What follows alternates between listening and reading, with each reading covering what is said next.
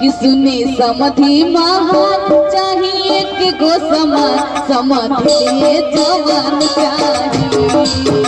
सुनी समधि महान चाहिए कि गो समधि लिए जवान चाहिए।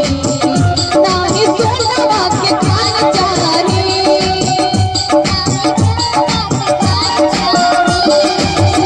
नाही रुपया मकान चाहिए। चाहिए समधि महान चाहिए कि गो समधि लिए जवान चाहिए। सुनी समधि महान चाहिए कि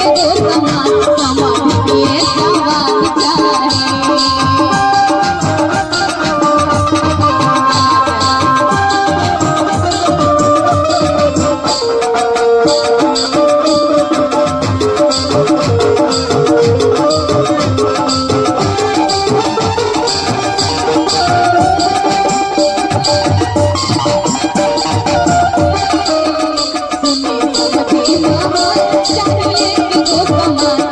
समधि लिए जवान चाहिए।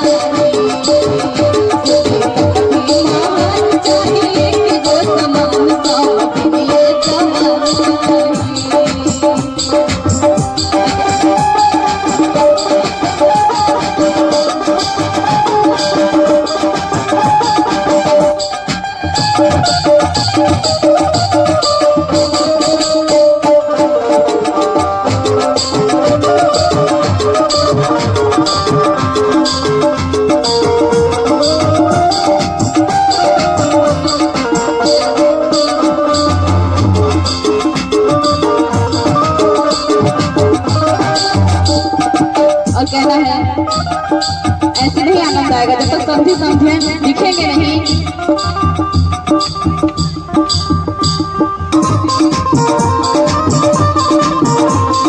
आलू खैला गोभी खैला बैगन खैला सरऊ, आलू खैला गोभी खैला बैगन खैला सरऊ। है बेलन अपने दीदी के कारण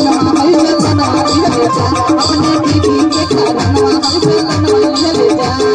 धान कुटोए हो धान कुटो, धान कुटोए चरण धान कुटो अपना बड़ी के।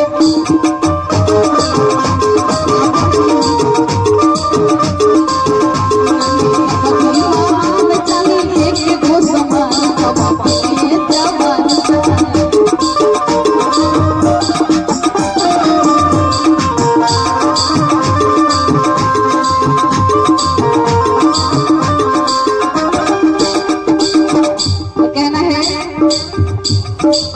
ध्यान दिख नहीं रही है।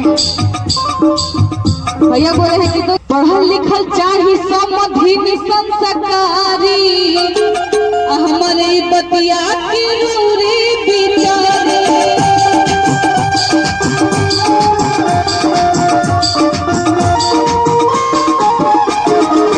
पढ़ल लिखल चाहिए समधि संस्कारी, हमारे बतिया की रौरी बिचारे।